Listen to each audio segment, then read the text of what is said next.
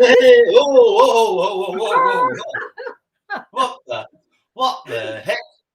My goodness, where's the dare gone? Dare the kombucha. I should say it's a dare the morticia. No, it's a morticia. I'm not real good with this Halloween stuff, but I love dressing up.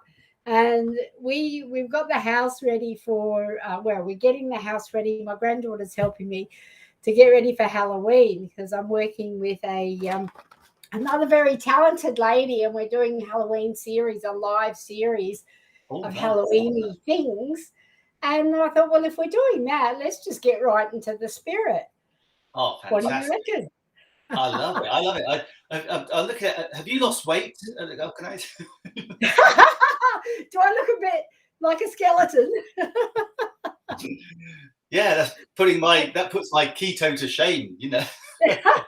Well, here's one I prepared earlier. That's all right. Oh, I love it. Just borrow Nigel's. You can wear his outfit.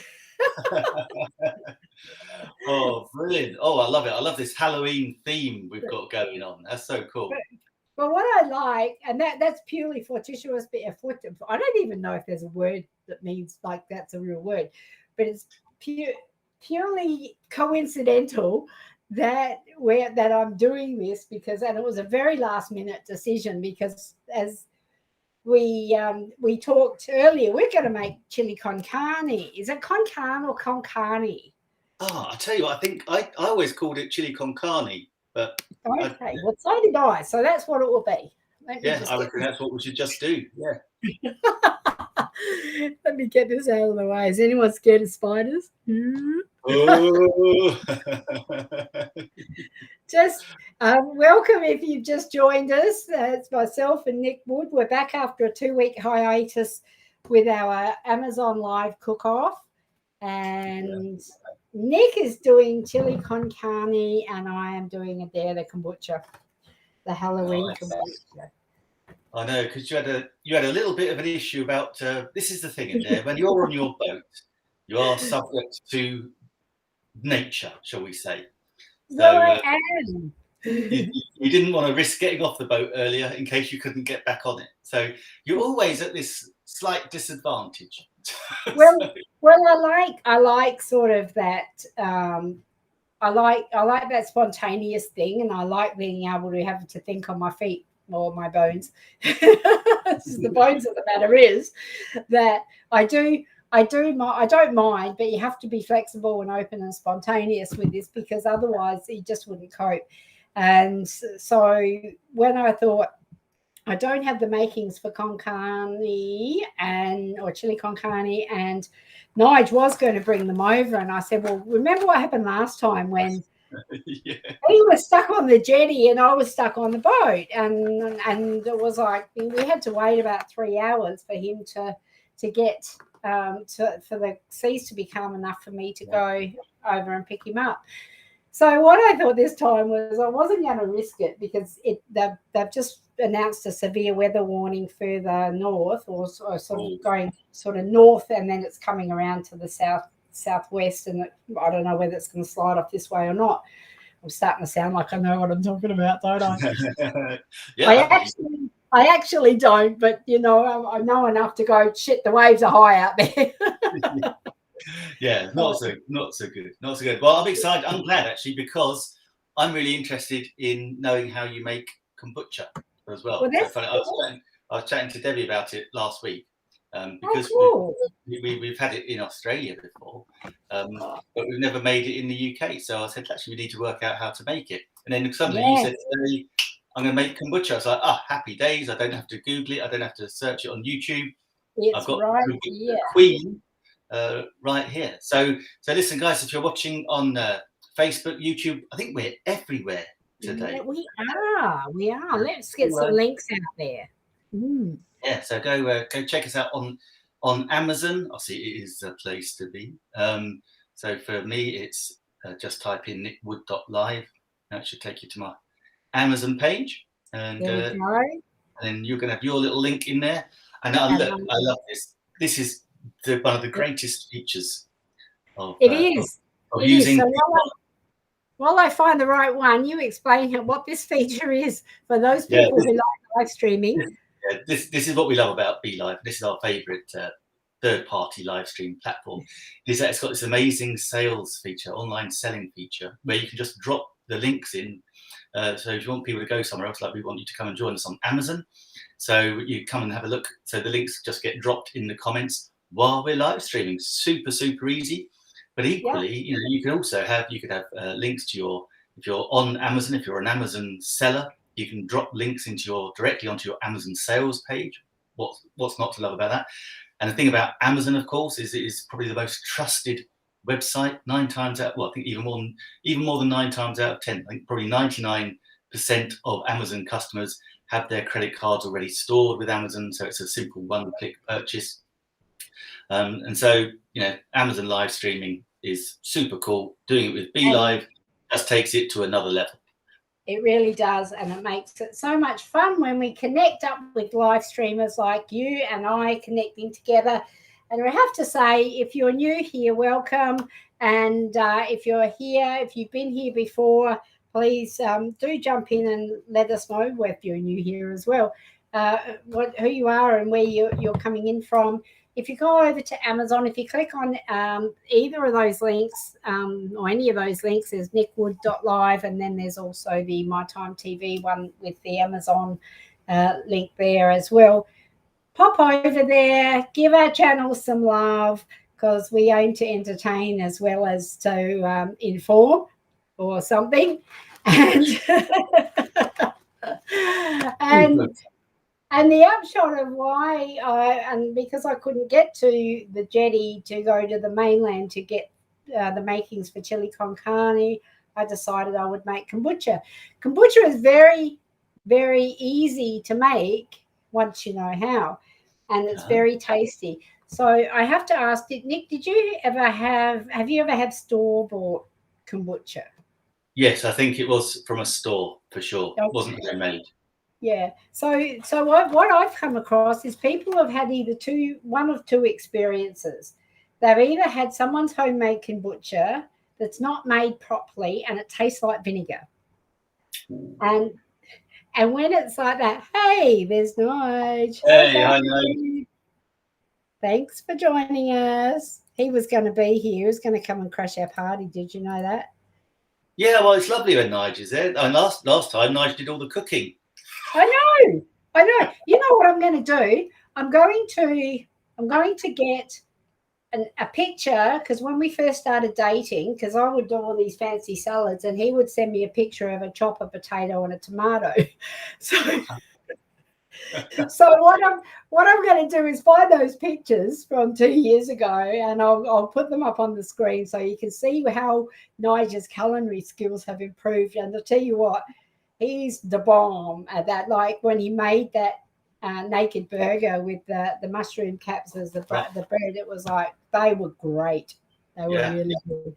And those poke bowls. I mean, my goodness. Yes, the poke bowls. I love them.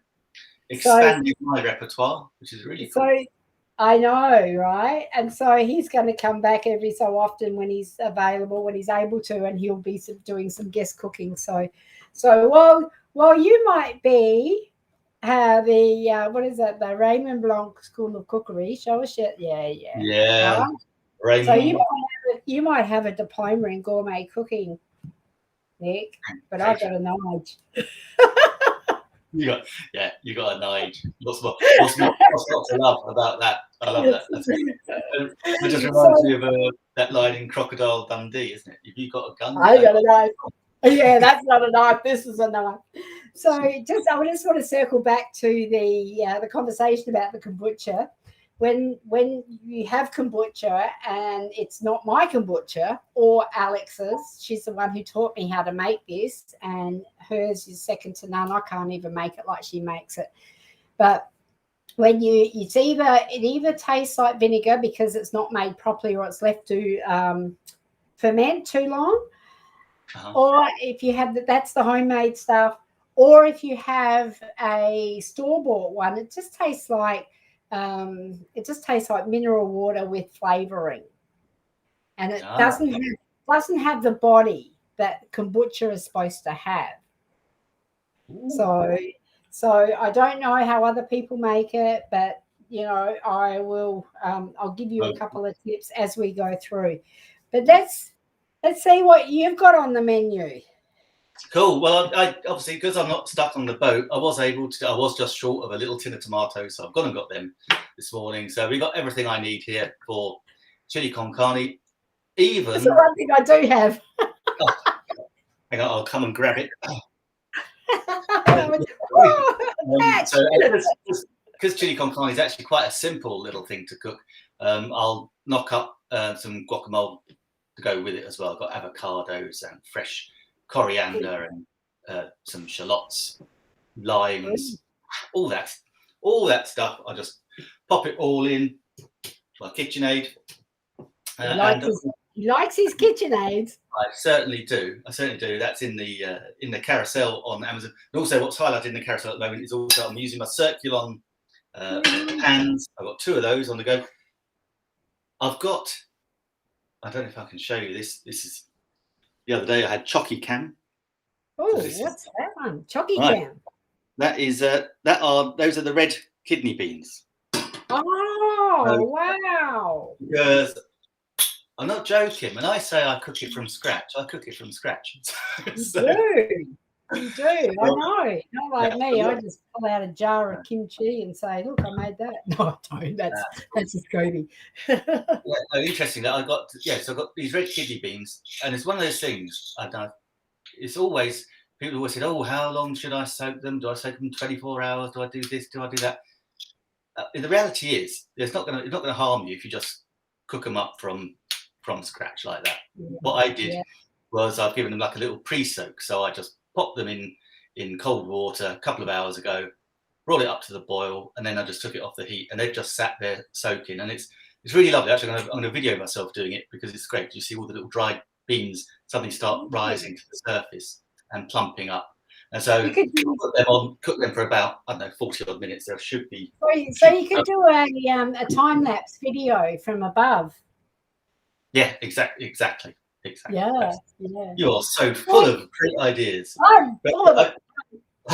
You're full of it. Before it gets too dark outside, I do want to share my view. Oh yeah, that's a lovely thing coming into your. Can you see that? Yeah. Oh wow. Let's get rid of that so you can see. I can see what is being seen here. So it's very overcast at the moment, and the water and the sky are like slate grey, and it's just beautiful. It really is. But while Nick gets himself prepared, I have my granddaughter over here on Sunday, and she's done some decorations because we are getting involved in Halloween, and I'll just swing the camera around so you can have a quick look. No point wasting it. Oops. We've got you there. Ooh. All right, so here we go. So you can see where my plants used to be. We've got all sorts of, we've got purple spider webs hanging down. I can't wait until next week when I can get. No. Halloween trick or treating. We've got supposedly this spider is, I don't know if you can see that. That's supposed to be glow in the dark, but we've got hands here. On the other side, it's got down here. It says danger. I don't know. You probably can't see that. Not quite see that. It does look pretty spooky though. And then we've got out back here. We've got a little skeleton hanging up there in the window. And also the piece de resistance. There's a couple more things, but a little mate over here. Oh, our little mate. You had to get him out of the coffin for this one. Yeah, I thought, I didn't know Nigel was ill. I love it.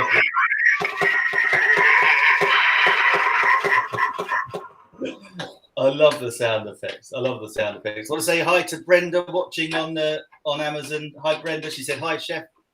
Hi, And hi, Michelle as well. Hi, Michelle. Great. Thank you for watching on Amazon. How cool is that? Fantastic. So if you're over there, just let us know. We'd love to hear from you. Yes, fantastic. Okay. So listen, I'm just first job on my chili is just to brown off my mince. That's what gets the flavour or some of the flavour into it. You want to caramelise it a bit. Just break that down. This is just pretty bulk ordinary what mince I'm using today. Didn't go to the butcher's, but that's okay. Just want to brown it up first, then we'll add our first magic ingredients. That's something I definitely learned from working with you, Nick, is the browning off. Yeah. Oh, yeah. So it makes a world of difference. Don't get me wrong. It's a pain in the backside, but it does just. It's another. We always talk about levels of flavour. So you just keep adding another level, add another level, level of flavour. All right, well, what I'm going to do, I've had this water boiling, so I've got 2 pots. There's 6 litres of water, 4 in one and 2 in the other. And what you do is to every 2 litres of water, we add 2 black tea bags and 1 green tea bag. And I think that's the what do you call it? The secret sauce is the green tea that makes it. So most people just make it with the black tea. So kombucha is a fermented tea, and it's used with just tea and sugar used, and you put scobies with them, which are like little aliens. That's a SCOBY. And I'll explain it in a minute. Is there like an English equivalent of a SCOBY? It's called a SCOBY, and it's on. I popped it on the carousel now. You can buy it from Amazon. I've got one there for $10.49, and they do travel quite well. Mine was sent up about 18 months ago to nearly 2 years ago from South Australia, and I stopped making kombucha for probably 6 months when I first bought the boat, and I didn't really have the capacity to do it or the means that like worried about electricity. There's a whole heap of stuff, but anyway, so when I kept the scobies in a jar in the fridge, and you know, as they kept cold, they're supposed to keep for 3 months, but mine kept for over 6 months, which was good. And so I've brought them out and dusted them off, and I've started making kombucha again, and I bottled up some last night, which I'll show you. First, you just get the water. One of the things that's really important to do with kombucha is to sterilize everything and just use just plain white vinegar. Just white vinegar. So when your water's boiled, this water's been boiling for a while and it's steaming up the kitchen. So I'm going to turn it off now. I thought it would give a bit more of a ghostly effect with the steam coming up, but it's just making me hot. And so in the 2 litres, I'm putting in 2 tea bags, black tea, and 1 green tea. And in the 4 litres here, I'm doubling that. So 2 green teas and 4 black teas. And now we just let that sit for 5 minutes and let it brew. So I'm going to have to, while that does that, you just let us know what you're doing. I'm going to get a drink of kombucha. Well, right, I browned off my mince, and first thing I'm adding into that is a good 2 tablespoons of ground cumin. That's going to give us our base flavour for the chili. And that used to be the missing ingredient when I made it as a young man. I couldn't quite work out what that flavour was I was missing. And eventually, when I did my gourmet cooking and catering, lo and behold, I found out what it was. So you can always add a little bit more as well. I do like quite a bit of cumin in mine. Next thing I want to do is I want to pop an onion in there as well. Onion, garlic, you know. You can't see what I've just put on the screen, can you, Nick? This is the beauty of being able to produce. I've just got a question there. Who thinks Nick is showing off? Me? When I did my gourmet catering diploma. Surely not. And Nige is saying he was going to make chili sin carne, chili without meat. Have you heard of that? Chili without beef? It's without meat. It's called chili sin carne. Oh no, I've not heard of that. Well, I've made bean chili, 4-bean chili, that sort of thing. Well, without meat. Without meat, yeah. I made chicken chili. That goes well. Small dices of chicken. Yeah, it doesn't have to be beef.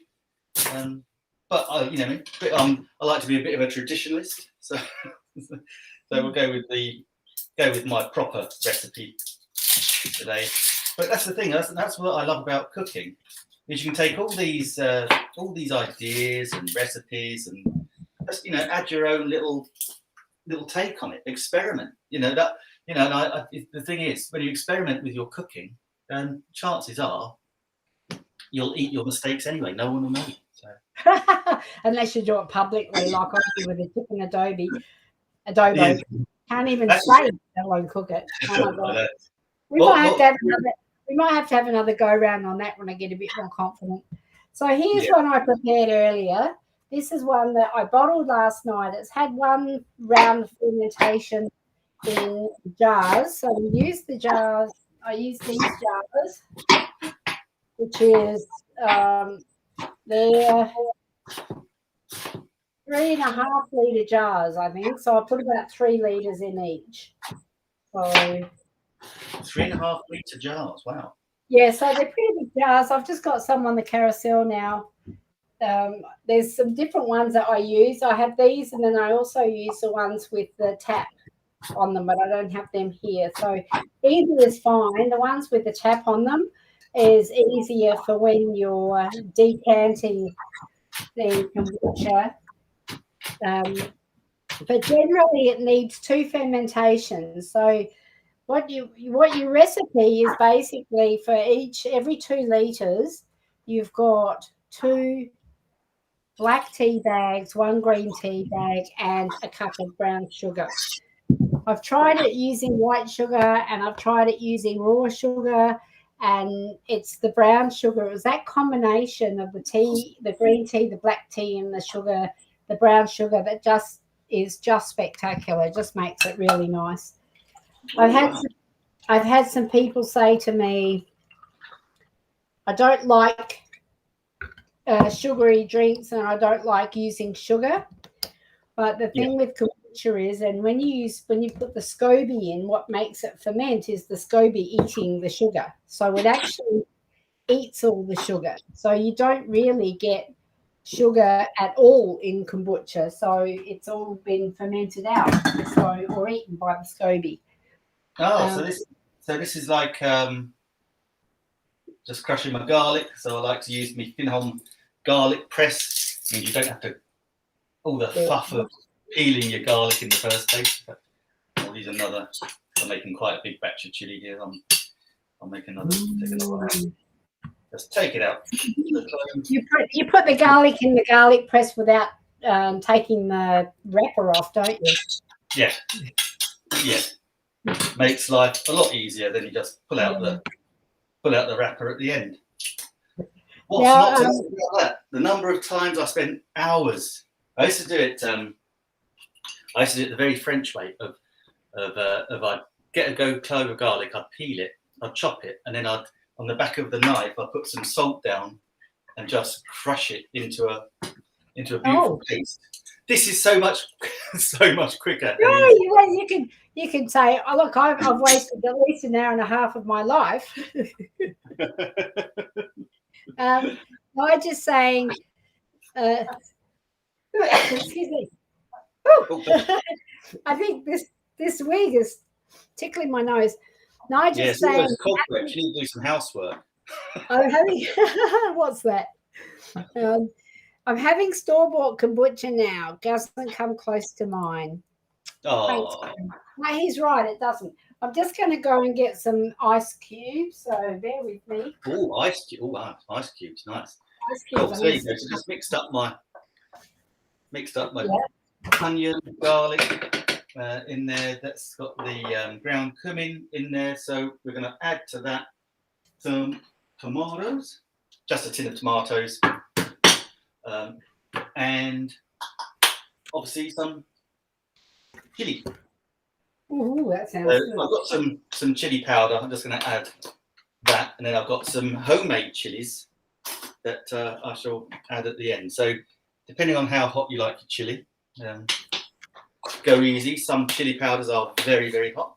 I like it hot, but I like a fairly hot chili.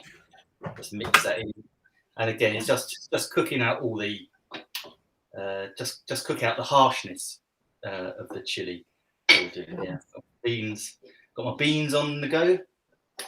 And, yeah, talking about eating our mistakes the other day. I made some lovely chocolate. Someone sent me a little chocolate experience set where you made your own chocolate. Oh, nice! It was delicious, but where I'd melted the chocolate, I didn't realise it was going to set as quick as it did, so I couldn't pour it into the mould as well. But it kind of worked, and it went in. I kind of manhandled it into the moulds, and it was okay. But you did that live, didn't you? Because I saw that. I did. Were you watching? I was watching. We do like to try things. I know. Try things you've never done before live while you're live streaming. Yeah, you can't say that. The one that got away was like that big because they can all see. Exactly. Put yourself out there. That's what I say.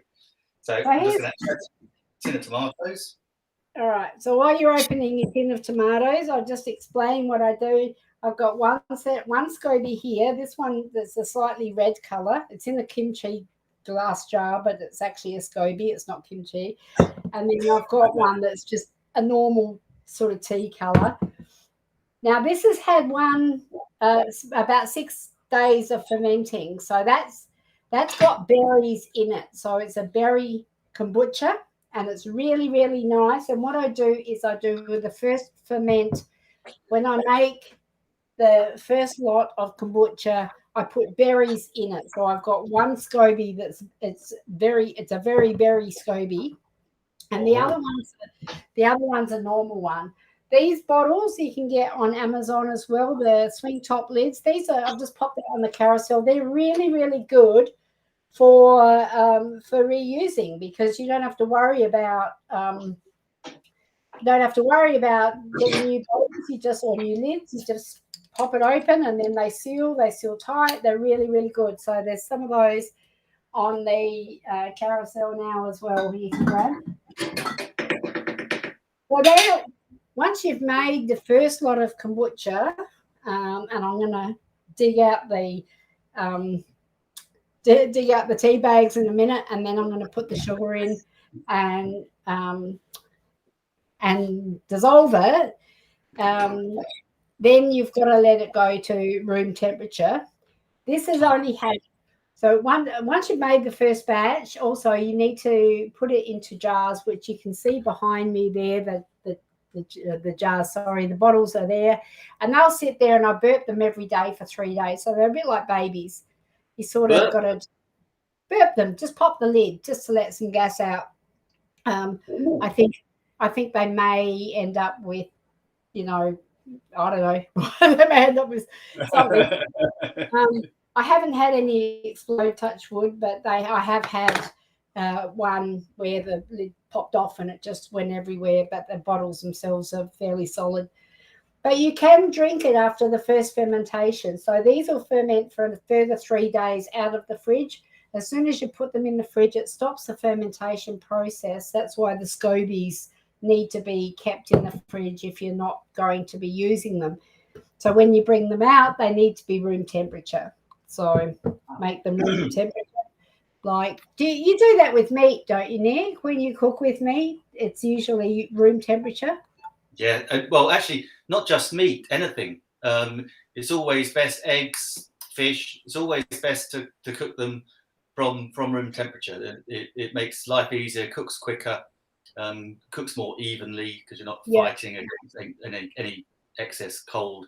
So yeah, always just, it doesn't take long. Normally, half an hour or so. Bring something up to room temperature, and that's it. And the other thing about that is the converse thing is when you've finished cooking, and again, pretty much with everything, just always let it rest. You don't have to eat, piping hot food. If you let it rest, it relaxes. The flavors intensify. With meat and fish, it continues to cook once you're actually taking it off the heat. So the temperature will still go up while it's cooking. So yeah, always rest it. I'm just going to quickly show you.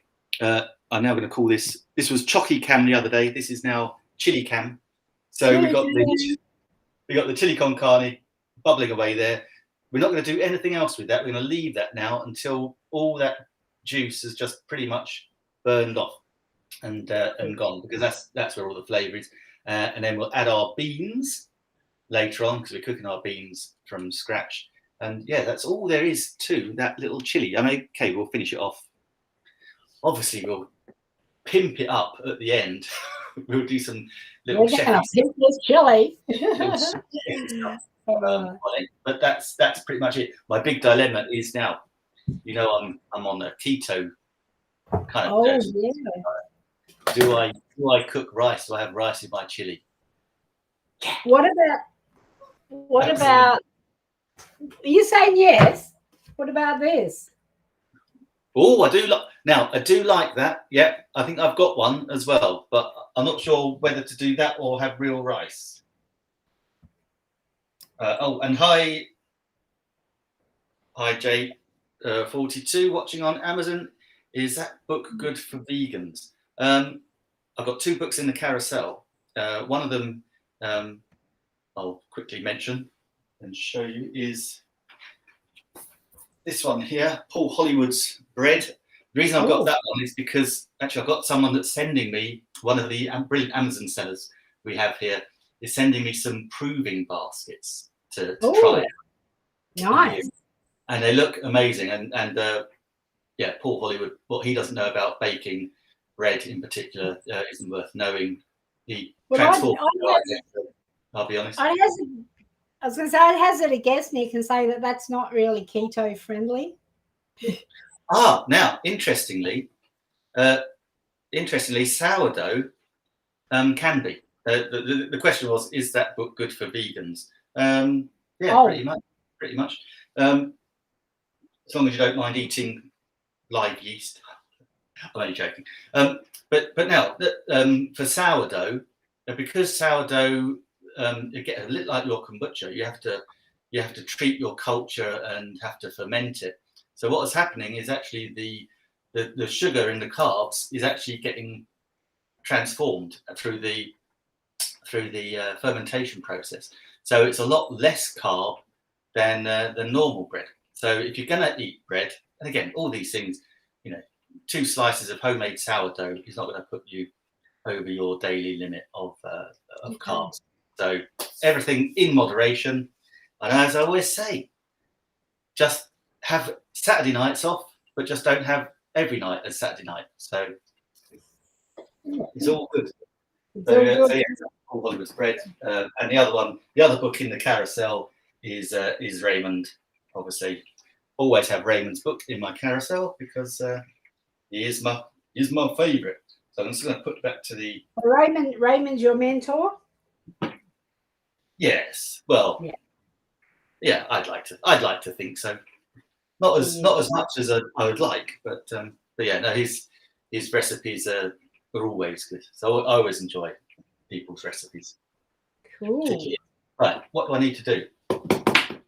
All right. So I'm just about ready to take these out. These are brewed for a few minutes, so I'm using the white vinegar. Just do a little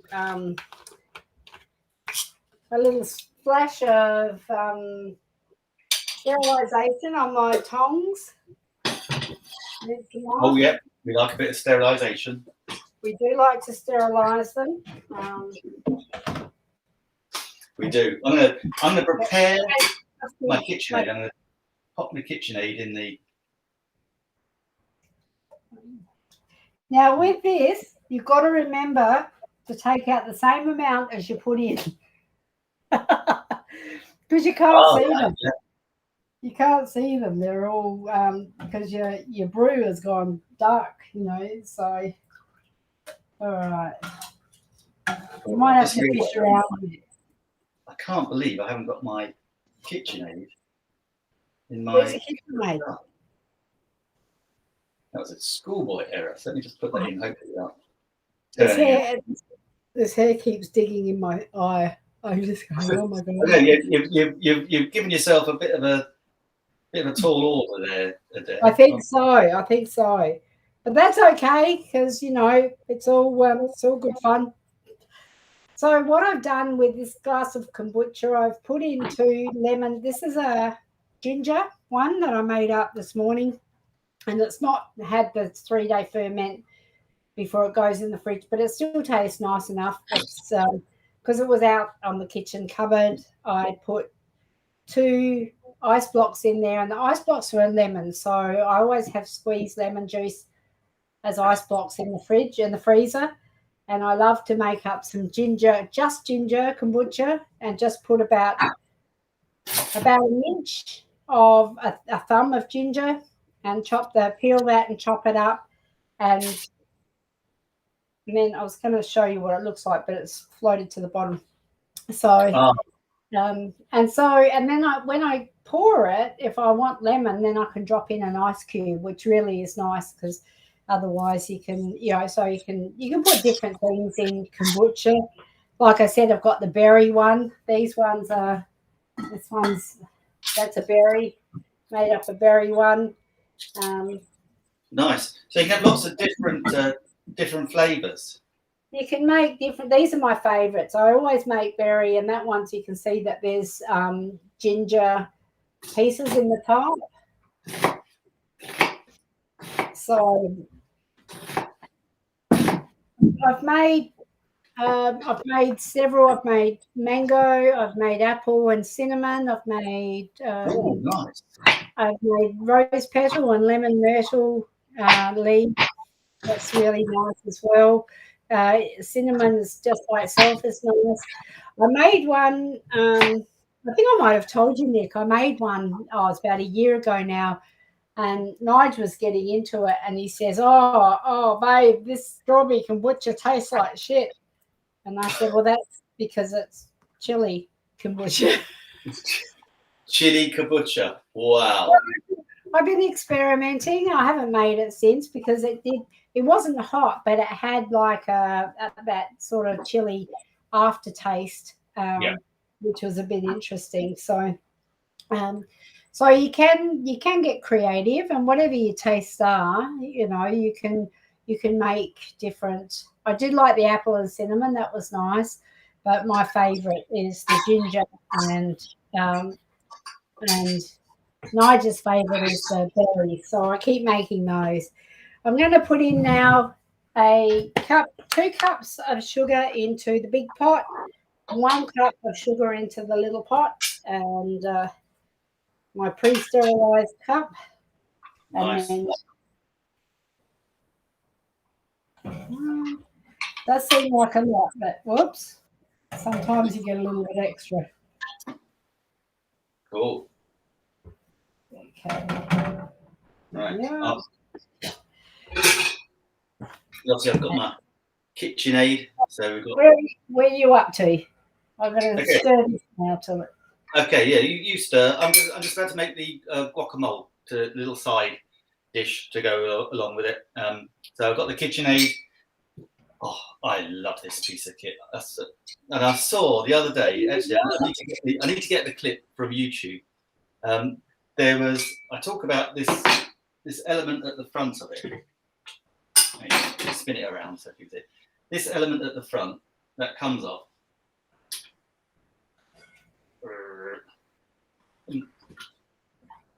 Okay, and basically there's an element there that rotates. So typically you've got a pasta attachment in there. But I was watching, and I know it's over now in Australia, but we just saw the finals in the UK of Australian MasterChef. Oh, okay. And yeah, and they're all using their kitchen. They all got them on their benches, and it was the judges that were doing the final thing, and they wanted to roast a whole pineapple, over a hibachi, over a little grill, over a little barbecue thing. And they basically opened up that. They got a piece of wood, shaped it so it would go in there, and switched it on. And it was like a rotisserie. It worked out. Wow! Absolutely brilliant. Loved it. So yeah, super amazing, these KitchenAids. If I send this over, you reckon you can do something similar? Exactly. Yeah, if I had one of those, I could do it. So nice and simple, super heavyweight. So dough hook for bread making. I did that a couple of weeks ago.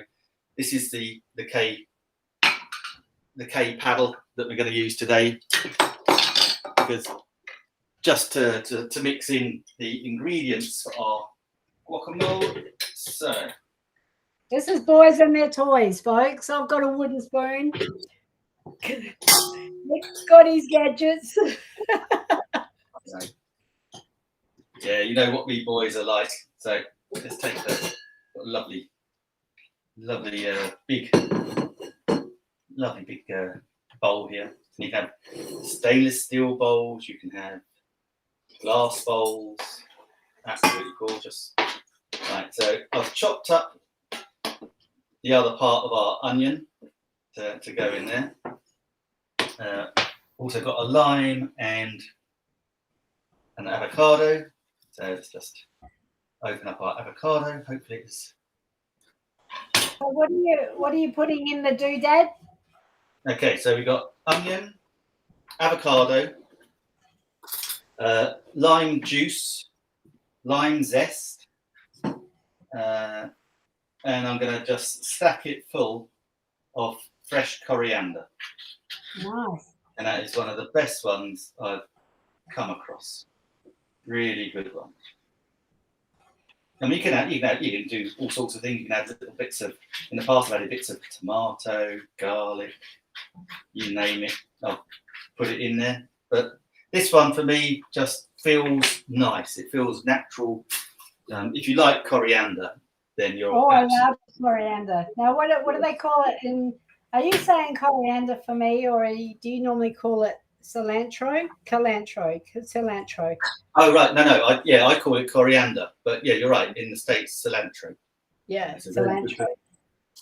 That's a very good point. So let's just get some lovely fresh lime zest. Oh, I need to put a microplaner in my carousel. Note to self. Yeah. And then let's just squeeze our lime juice in there as well. That's lovely. A little bit of salt, I think, wouldn't go amiss. Pop my little Malden sea salts in there. That'll be nice. And then I'll have a lovely big fresh bunch of coriander. There you go. You got the floor, matey. I got the floor. Oh wow! So I'll sit in the corner and drink my kombucha. Yeah, it does. Yeah, you just take it easy there, and I'll just try. My job here is done. Some stuff up, you know. Try not to cut your fingers, but just want to dice. Just move something out of the way so I can get more space. So if you are with, whether you're on my time or Nick Wood or Women in Business Amplified or YouTube or LinkedIn or over on Amazon, please pop over to Amazon, say hello over there and have a look in the carousel. Nick's is Nick Wood. I just popped them into the news comments thread again. Yeah, fantastic option that we can do live. Hang on, there we go. Going in there. There we are. And Pop over, say hello. Pop that down. Don't want to get coriander all over my KitchenAid. Give us a little. Hit the follow button over there, and show us some support. So got 1 to 10. Let's start it off nice and slow. Then speed it up. Off. Now going to become KitchenAid cam. And that is that looks nifty. So there you go. Put that on a slower. And that is it. That is a really quick and easy guacamole. I'm never sure. Guacamole. What we're supposed to call it. It doesn't matter as long as we agree. Yeah, we. Even if we don't agree, that doesn't matter. If there's any doctors in the house, can you tell me whether my bones are on upside down or not? Hang on. I haven't figured that one out yet. Yeah. Well, I just figured it was because you were in Australia. I reckon the big ones are supposed to be my elbows. What do you think? Oh, yes, there could be. I think they might be upside down. Yeah. Did you find that humorous? I love it. I love it. The fact that you're embracing Halloween and you're going. I know. I said before, my son is absolutely disgusted with me because he used to want to get into. He's 19 now, and up until he was about 16, he'd just get right into Halloween, and I'd be going, you know, that's an American thing. We haven't got no time for that here. Next minute, here I am, and he's in Adelaide. He's going, "What are you doing, Mum? Why didn't you do that when I was growing up?" Oh, that's so sweet. I was going to say, 19-year-old son, you don't look old enough for death. Oh, well, when I tell you my oldest daughter's 41. yeah, there we go. Gosh, right. Okay, let's have a check on my beans. Okay, so the chili still reducing down. That's coming along. Won't take too much longer to reduce that down. And as that reduces, that's where the flavor is just going to intensify and intensify. And that's one of the things that I really can't stress enough to people is reduce. You'll get so much more flavor the more you reduce sauces down. Also, I couldn't believe it. I did a game cooking course a couple of years ago, and we had to pluck, draw, and cook a partridge. Oh, game cooking. Was that what you said? Yeah, okay. Game. Yeah. And so we made this jus, this beautiful red wine jus, but the amount of bones, the amount of wine we actually put in to just have this tiny little jus.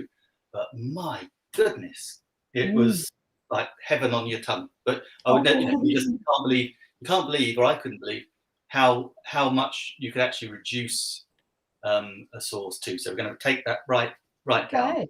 And if you take it too far down, this is the nice thing, you can actually add water back to loosen it up. To get it back up. You can never go totally wrong. Well, speaking of game cooking, beans, I might have gone. Speaking of game cooking, I was at my sister's the other weekend, out in the Clare Valley, which was beautiful. And she said that they had a friend who was doing breeding guinea pigs for gourmet dishes. Now, I found that a bit disturbing because I had a guinea pig. If you're in the US, I think they're called gerbils, guinea pigs, same sort of thing. And so they said they had this friend who was breeding them and wanted to try. He invited them over for dinner, and they wanted to try because he's fattened up two of them. They're called the Satay brothers, and he's fattened up two of them, and they were invited over for dinner. I think the week we left. So what would you say about cooking guinea pigs, Nick? Well, that says it all. Well, it's only because I mean I'm sure actually they probably taste lovely, but might taste like chicken. Having had most things, tastes like chicken. That is so true. That just tells you how industrialized our chicken processing is. Everything tastes like chicken because chicken don't taste like anything.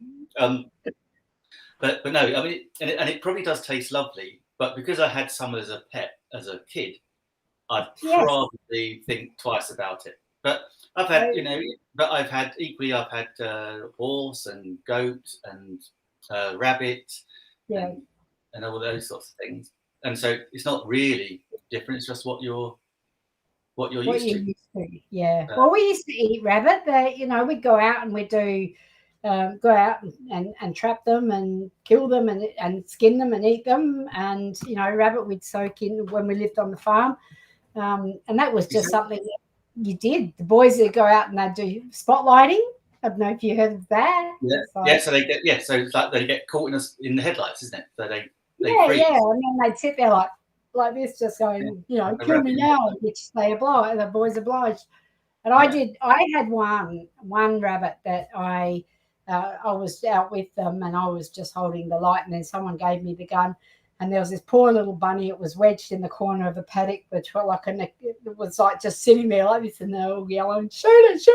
So I go like this, and I pulled the trigger. And I hit it right between the eyes. And I'll tell you what, it's the last time I went out. It's the last time I touched a gun. It was like, no. Wow. But it's funny, but they could bring them back, and I could gut them, and I could skin them and soak them in water for 48 hours in salt water, and I make some really nice rabbit, sweet and sour rabbit. Like you make it like sweet and sour pork, but you make rabbit. So, and that's not a challenge, by the way, because I don't ever plan to go back there. No, I've had some. The best rabbit I had was in a restaurant in Portugal. That was a really off the beaten track restaurant, really beautiful, and he just produced this quite incredible rabbit stew. As part of the, did I mention I've got a diploma in gourmet cooking and catering? As part of that, I had to joint a rabbit. Okay. So I've done that, jointed and cooked rabbit, and I like it. It's nice, pleasant.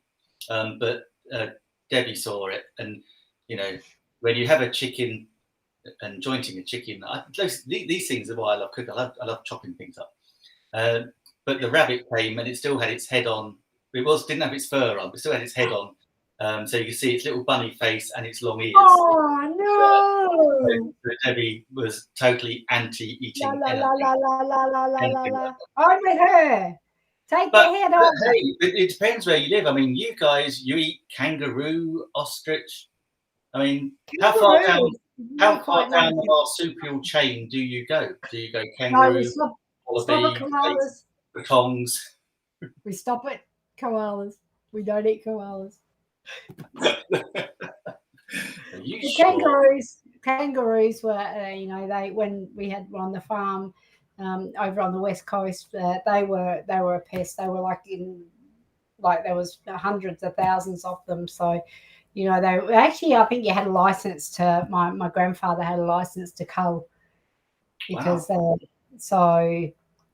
don't know what, I think they just used them back then. They used them for dog meat, but then I guess the value of the meat so high in iron, apparently it's very, very good for you if it's cooked properly. Oh, really? Anyhow, let's see, what do we got here? We've got guacamole. Yeah, got guacamole going on here. Looks very nice. Sweating it out here. Oh my goodness, that tastes good.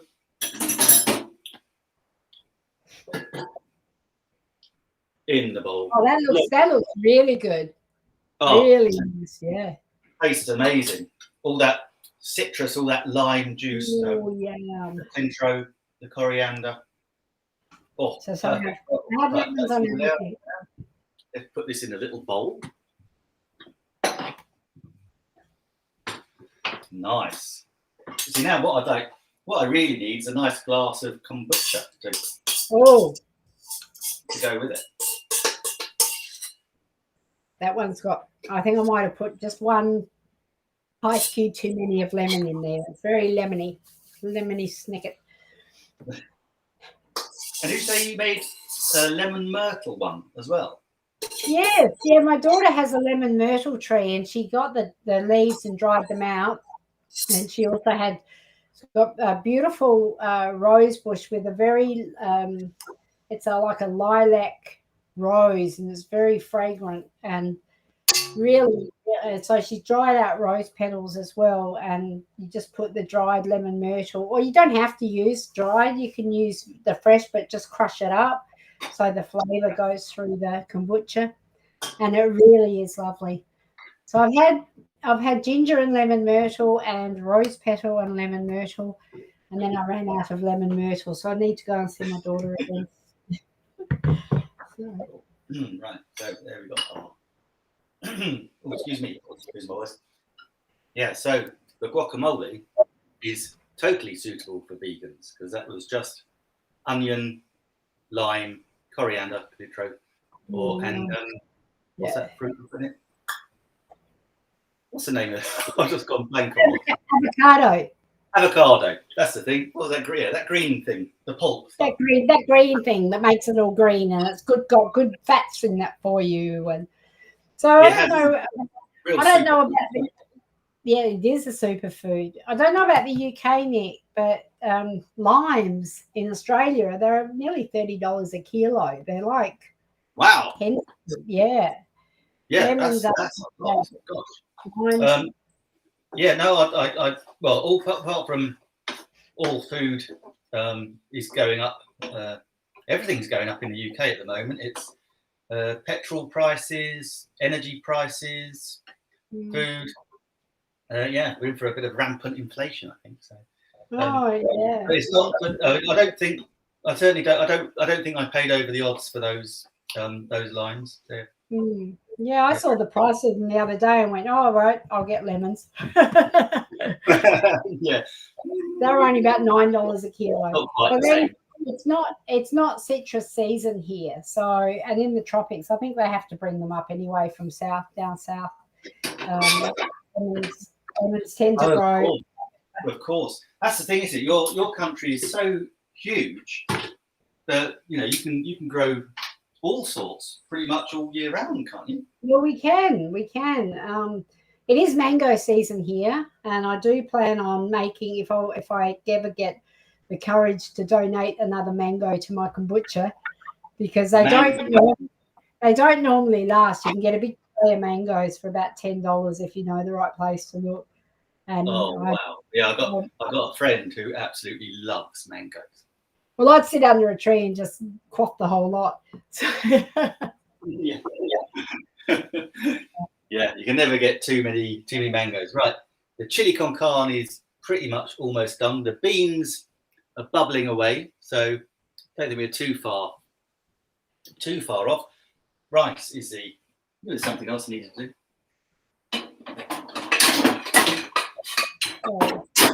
And with the kombucha, this has to be now to cool to tepid, which is room temperature.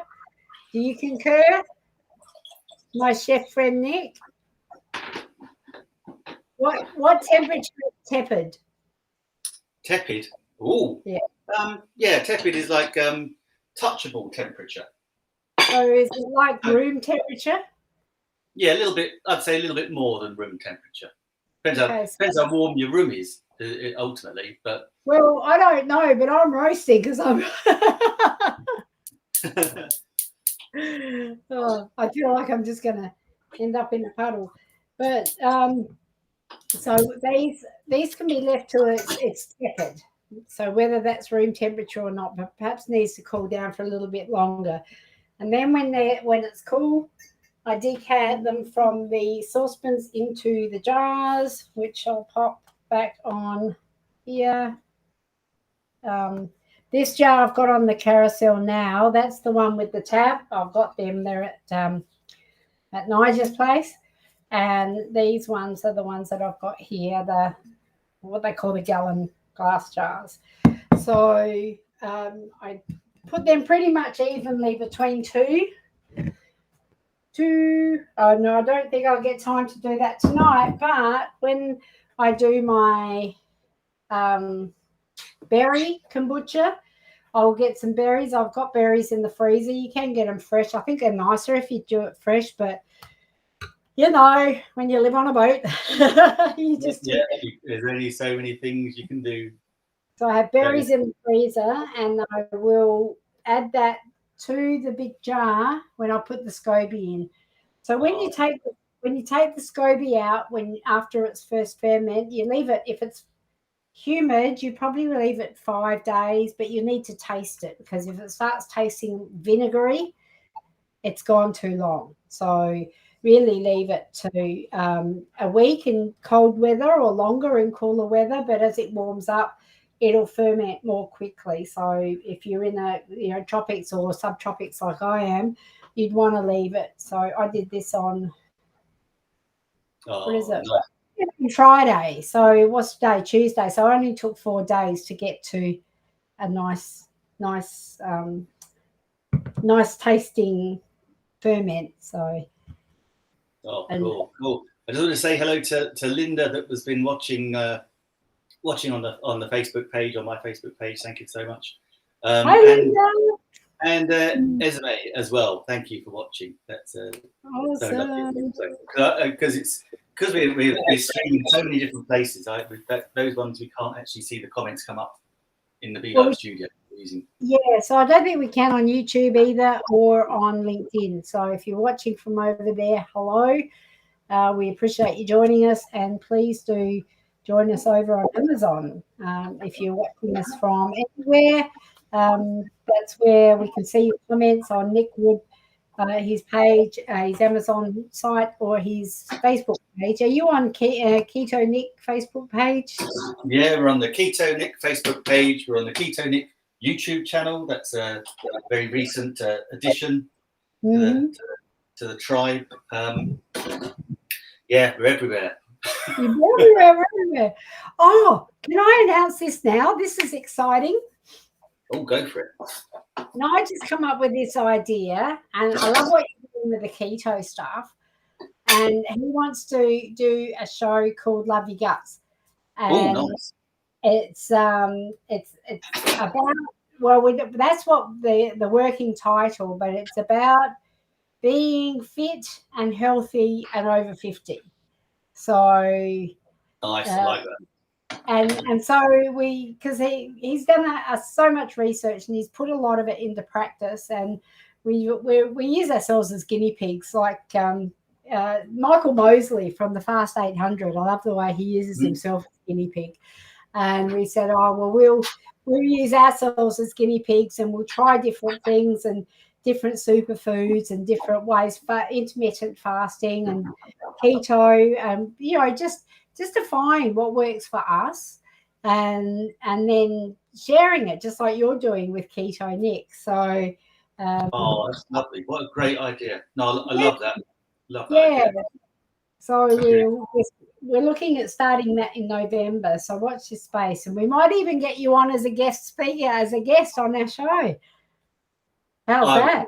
It would be an honor. What could I say? It'd be so much fun. Funny enough, that actually coincides with something because the reason I've gone keto is told you a story about my business coach, who just also happens to be undertaken 100 Ironman triathlon competition. So he does know a little bit about nutrition and food. And so he told me to cut out the carbs and go walking. And I was chatting to him in the last couple of weeks, and he was saying about, he loves the Keto Nick show and what we do. And and he was saying, look, is there a way you could teach healthy eating? So not necessarily keto, but how to make healthy food. And that's the thing I was saying to him. I said, what we've been chatting about over the weekend is trying to come up with literally how easy it is to cook healthily. So I often say it's quicker for me to cook something than it is to get a takeout. Oh yeah, well, that's definitely true for me, and we don't get Uber Eats here. Definitely true for you, particularly unless it's fish, of course. That might be quite. Oh yeah, well, that's haul in. That's not take out. Yeah, that's just all aboard. So yeah, we're looking at making a cooking show, basically showing. And I mean, Jamie Oliver did this a few years back. 15-minute meals. But yeah, and that's the thing. You can do it. So that's in the pipeline. So some days we'll focus on nutrition, because he says, different people eat for different reasons, and so it won't just be keto. It'll be all different things, but things that you can cook really quickly. So yeah, that's the thing. And just again, a bit like knives, just to get people eating healthily. There's no need to not eat healthily. And also, what I find is that actually buying the ingredients, two things. One, if you know what you're going to be cooking for the week, you go shopping with a list, and then you won't overspend. That's the first thing. Yeah. But then the second thing is that when you've got the raw ingredients, actually, it's cheaper than buying processed food. It really is. I mean, certainly in the UK, I don't know if it's the same for Australia. Oh, I've lost my camera. Is that we can, you can go and spend, £5 on a chicken breast, but actually you could spend £4 on a chicken, that you then have to joint yourself. But you're way more things to use, and it's a real money saver, and it's quick. I made a one of the things I made years ago was it was a Gordon Ramsay recipe, and actually I've got Gordon's cookbook in my carousel thing. Yeah, there you go. Bit of a shout out to Gordon Ramsay now. And one of the recipes that I used of his was Claridge's chicken pie, and this was a very, very beautiful high-end chicken pie. It wasn't like a pie in the traditional sense. The pie lid was puff pastry you cooked separately and all that sort of thing. But in the recipe, he had diced chicken, and the chicken dices you poach for 5 minutes. I'm thinking, there's no way you can cook chicken in 5 minutes, but you can, and it didn't take long at all. And that's the thing. Again, it goes back to what we were saying earlier about that we are. What we were saying earlier about bringing things up to room temperature. So if you've got your chicken at room temperature, you've diced it, you put it in some poaching liquid, and you've got like little 1 centimetre squares of chicken. Yeah, it'll take 5 minutes to cook. That's it, and that is how fast we can get cooking done. I mean, I know on this show we kind of take our time, because obviously we want to showcase like the pots and pans that we have in our carousels, the KitchenAid, the cookbooks, and all those things. And so we do take our time a little bit more on here. But the chili con carne, that could have been done. I could have whacked up on a super high heat. We could have had that pretty much done in 20 minutes, but I had on a low simmer. The rice takes 10 minutes to cook. That's all. As you saw, the guacamole took us 5 minutes. That was just chopping up an avocado, some coriander, onion, a lime zest, lime juice. What's not love? A bit of salt. That was all that was in there. And I tell you what, the smell of that, as well as the taste, is unbelievable. So we've got the rice on the go. That won't take too much longer. We've got the beans that are pretty much done. It's going to give them a little bit more heat. And these were beans that I did from scratch. So this morning I had dried kidney beans. So I just did a little bit of a pre-soak. We were saying earlier, if you were watching, people often say, "Oh, do you have to soak them for 24 hours or overnight?" I mean, you can if you want, but actually, I literally popped them in the saucepan 2 hours before we came on air, brought them up to the boil, and then just reduced them and let them just sat. I've actually turned the heat off.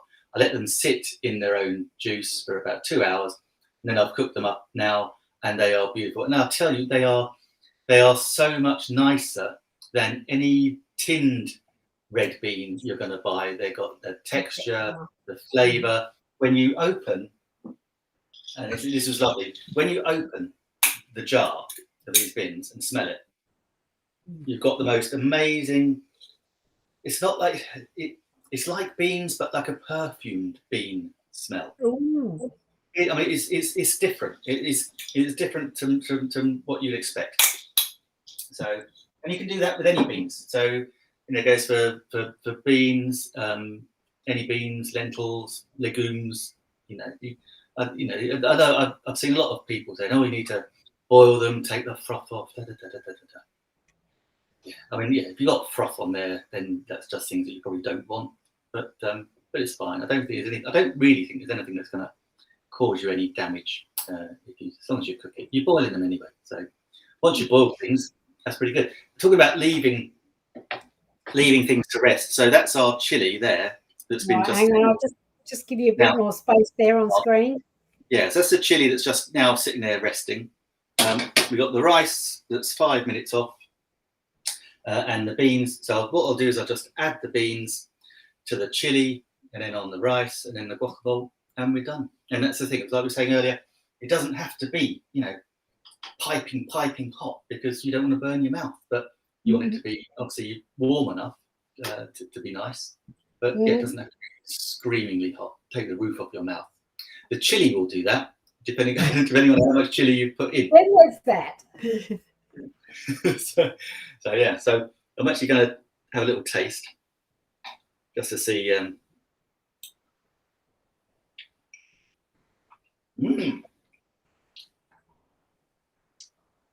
Yeah, that's got a punch. I haven't had dinner yet, and I'm thinking, what can I have? I've got kombucha. It is. Oh dear. Got kombucha. Cool. Right. I'm just gonna let me drain my beans.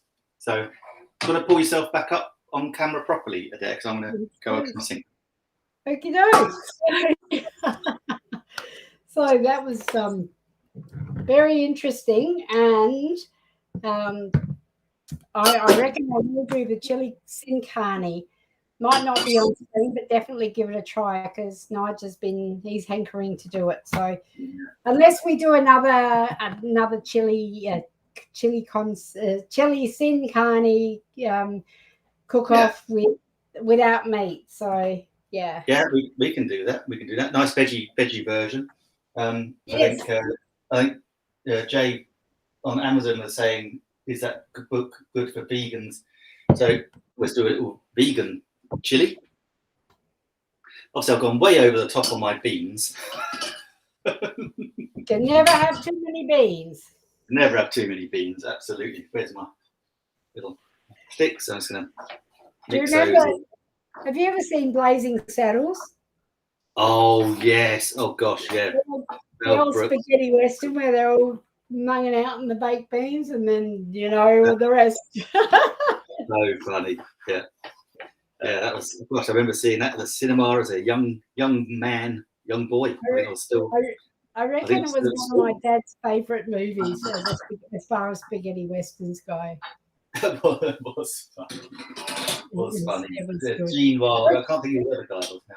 We probably look back on it now and go, "Oh, do we really laugh at that?" Because it's pretty inane, but it was funny at the time. Oh, absolutely. Yeah, it was. It did the job.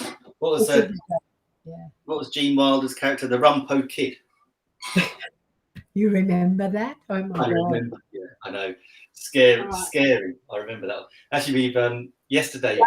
This is scary. Whoa, that's scary.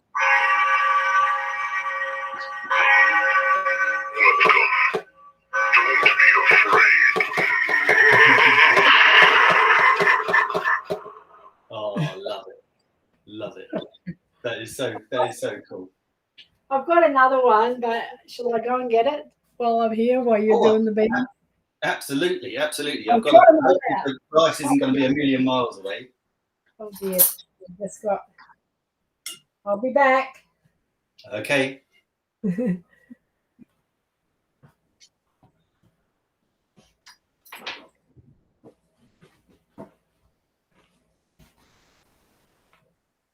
Okay.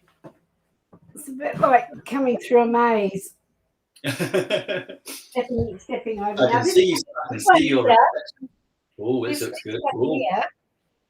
is a mummy, and it's got like it's a big long one with feet, and it was like we had it hanging up under the canopy of the boat. Yeah, not yesterday or last night, the night before, and it's got a motion sensor, and every time it just went off continuously, and then it got windy, and its feet, because they're a bit heavier, and the rest of its body it just kept like this knocking, and I'm like, it's trying to get out. Yeah, that's it. That's when your brain starts playing tricks on you, and it's like you're thinking.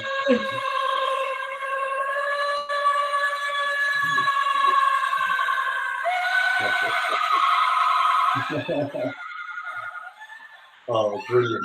I love it. I guess you're not going to get that many trick-or-treaters coming to your boat. Well, that's the thing is, we said there's going to be lots of tricks. They'll be going, no. That's a bit cruel. No, we've got a, hang on, I'll just put him down over there. We've got a cauldron of sweets. Oh, nice. But what we're going to do is, because we, if we can, what they're organising is a parade from the jetty to the barge ramp. And so I think what happens on the island for Halloween is they do a little mud map, and people submit their addresses for where the kids can go, and they give out these mud maps, so you're not just wandering around aimlessly. You know where you can go, where houses in the island are participating in Halloween trick-or-treating. Yeah. And so I messaged the coordinator and I said, I wouldn't mind participating this year. And she said, what's your address? And I said, Corner Jetty and Barge. And she said, all right, that's a bit interesting. And I said, yeah, I don't know how we're going to go trick-or-treating. And so what she said was they'd organised this parade that comes down to the barge ramp, and we could come across in a boat. So I thought, well, we could do it a couple of ways. We could do it like 7 o'clock, 8 o'clock, and 9 o'clock, and be over at the beach on the hour.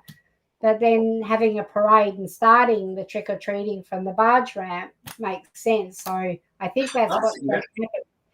Yeah, that does make sense.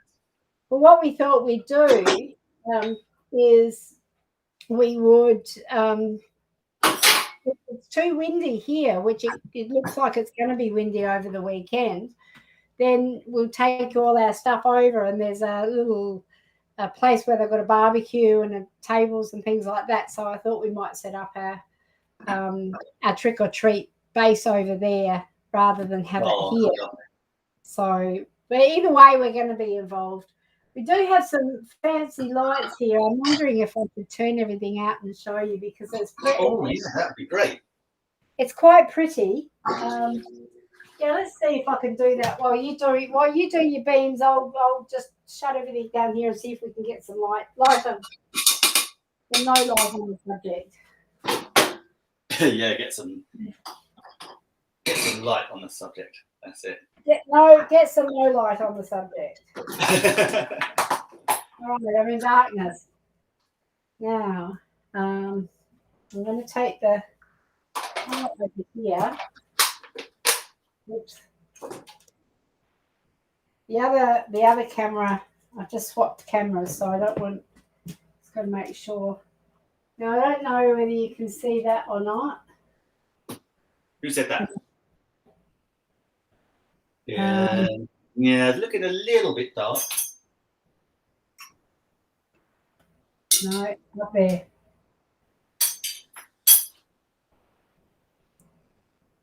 No, it's not working. Oh. Oh, what a shame. What a shame. Never mind. Well, you just have to come over and have a look. It was a valiant effort. It was a valiant effort. Keeping myself amused while you do these. I didn't realise I got them in the carousel. These are my circular saucepans. I've used 3 of them today. Because I've used one for the beans, one for our lovely chili, which now has the red kidney beans in it as well. Okay. I've got my rice sitting there now. So that rice is drained. So rice, pretty easy to cook. Pretty much, I kind of go with taste and texture. But as a rule of thumb, I put water in the pan, bring it to the boil, add the rice, turn it down for about 10 minutes, then just taste a little bit, make sure it's okay. Then if it's fine, drain it. I put some salt and because we've got chili, I put some lime juice into the rice.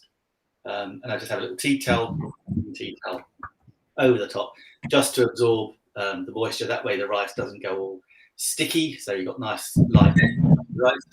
And that's it. We're pretty much done. So we've got the guacamole in the bowling. Guacamole in the bowling. Rice is done. Chili's done. I've got a little plate today because it is still quite early in the UK. It's only 20 past 10. Might be a little bit too early for a chili brunch. It was lovely. We had Corinda. Corinda was chatting when Steve and I were on yesterday, and I said, "Oh yeah, we're doing chili con carne." And he said, "For breakfast?" I was like, "Yeah." Well, that's the beauty about making these. I'm just trying to get the camera just a little bit. That's the beauty about what you do with the chili con carne, because that actually, the longer it sits and the longer the flavors blend in together, and they're like, some of those foods are even better the next day, I reckon. Oh, absolutely. Yeah, the flavors develop for sure. And that's the nice thing is we've got lots of chili here because my mother-in-law, bless her, she loves my chili. So although last time she said it was a little bit hot, but that's coming from a woman that gave me the most nuclear chili once. She said, "Oh, I made some chili, Nick. Would you like to try some?" I said, "Oh, yes, please." And I was like, my goodness, it nearly made my eyes water. And I said, "Gosh, how much chili did you put in there?" So she put in a whole jar of I think it was a Lloyd Grossman chili sauce, and then extra chilies just to pep it up a little bit. And I was like, my goodness, that was a my scalp's sweating just thinking about it. I know. All right, I reckon my kombucha's about ready to pour in. So you plate up and I'll pour. Fantastic, right? I'll plate up then. Just a little mini portion. Yeah. So as I was saying, so this is lovely, light, fluffy rice. Just a little. Yeah.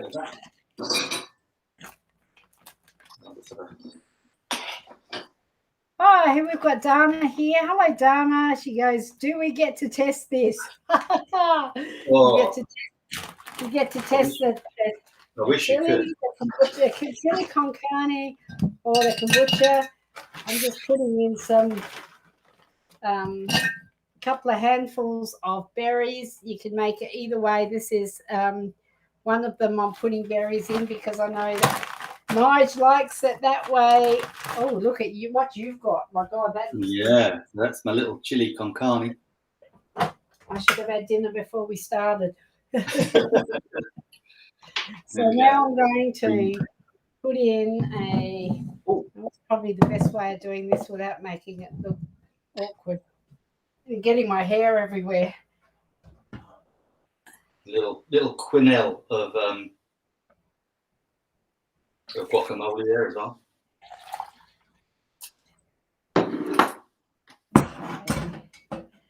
And the best thing is, there you go, that's better. Oh, that looks good. That looks really good. Right, so really, really good. So what I like to do, because I've made 2 saucepans, because I don't have a 6 or an 8 litre saucepan, I've got a 4 litre saucepan and a 2 litre saucepan. I like to put equal amounts of kombucha, and it probably doesn't make any difference really, but it's just me being, a little bit weird like that. So I try and do equal amounts in each jar. Yeah. And that's good. So is one, you say one was berry? This one's a berry. It's got the berries in it, and this one's just a normal. It's an unflavored one.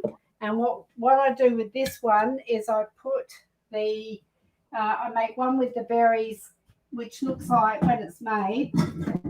I put fresh berries in, so it will look like that. Oh, nice! Yeah. So that's got 3 days for the second ferment. Fresh berries in, so it will look like. And then that one is I add in the ginger. You can see the ginger there. Nice. I like it. I add the ginger in, but you can do any flavors that you like. Like I said, I've done chili, apple and cinnamon. I know. I did. Someone did give me chili vodka once. That was evil. Have you tried? Hi to Irene. Irene, thank you for watching. She just said we look brilliant. She's going to screenshot us and send it to Daniel. Oh, really? Hi, Irene. Thank you for joining us. Oh, fantastic. I'm just doing, now this is the 2 litres, so I'll just do those. Now this will sit on the bench, like I said before. I just poured it all over the bench. So this will be probably 4 or 5 days fermenting in warm weather. In the cooler weather, you need to leave it for longer. So now what I do, this is the SCOBY that I took out of the berry jar last time. So I'm just going to plonk that back in. And when you take the SCOBY out, take out about 400 ml of the liquid as well. And that acts as your starter for the next one. So that's the SCOBY.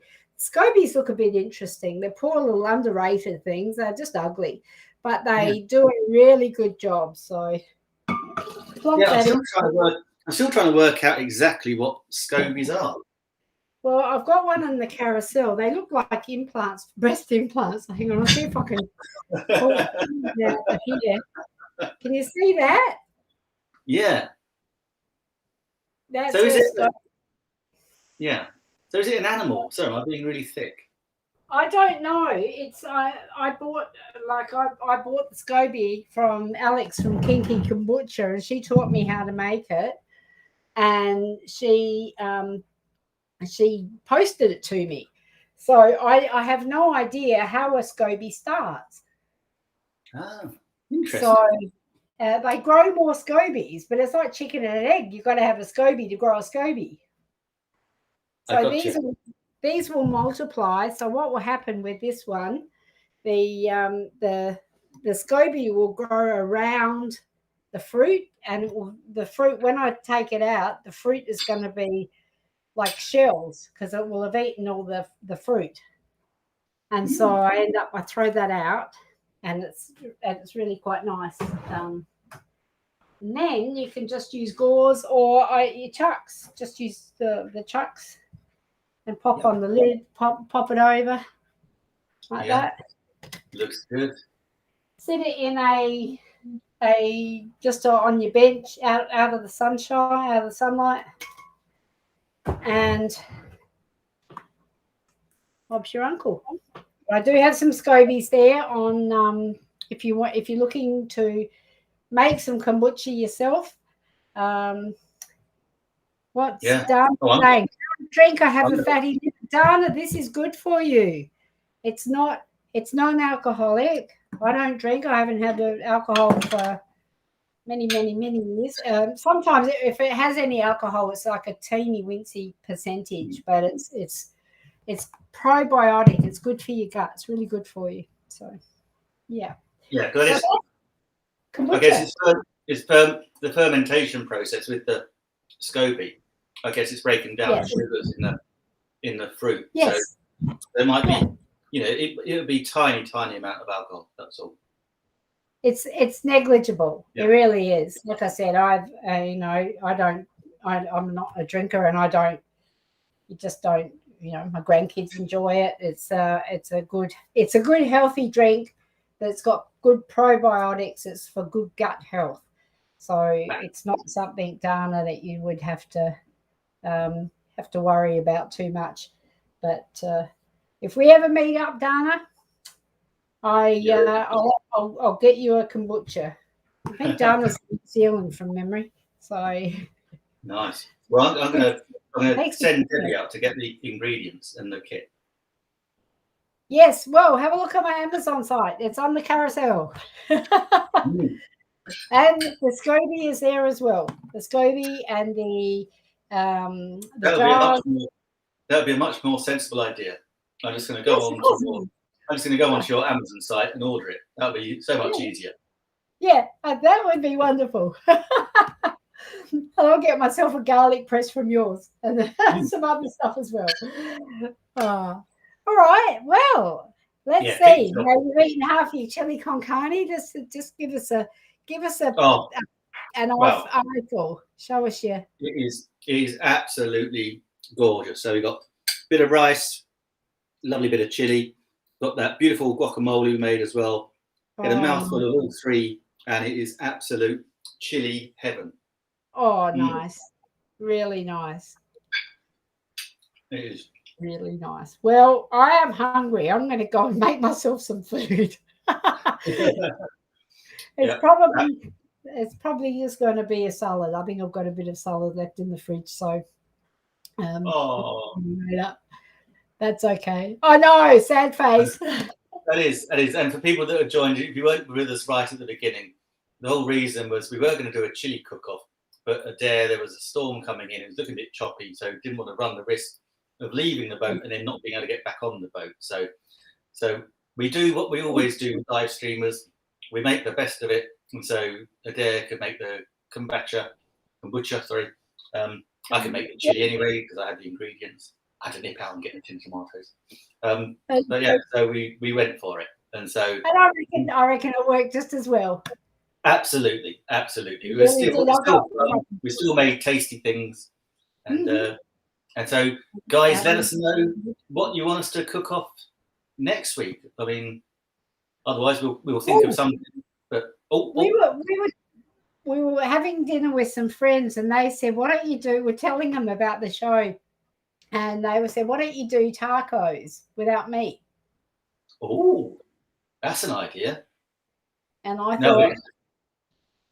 So you reckon you'd be up for tacos without meat? Go for it. Tacos without meat. Vegetarian tacos. I don't know if vegan. I won't be vegan because I'll always have cheese on everything. So vegetarian tacos, I reckon we're going to give them a red hot poke. What do you think? Let's do that. I mean, there's you put your cheese on. I'll knock up some vegan ones as well. So yeah. Don't worry, we'll cater for everybody. All right, and I'll just make sure that I've got the ingredients on the boat before the afternoon of the event. Like I was, I just got to get my shit together. That's all. I like it. We've got this Mexican theme going. There might be some more guacamole in the taco. Well, I might just have to buy myself a Mexican hat. And some of those shakers. Brilliant. Thank you, Adair, for a brilliant cook-off again. I really enjoyed it. It's been so much fun. Absolute pleasure as usual. And we'll see you next week. Are we going to go early again, or are you? Yes, please. Yeah, can we go early again? Because that's good. I'm happy to do that. We get to see more of your background, and as the weeks go on, we're going to get to see more and more of it because it's a beautiful view. We shouldn't waste it. At all. That's fantastic. All right, well, if that works for you, I'm up for it as well. Thanks, Nick, and we'll see you next week. See you next week, guys. Bye.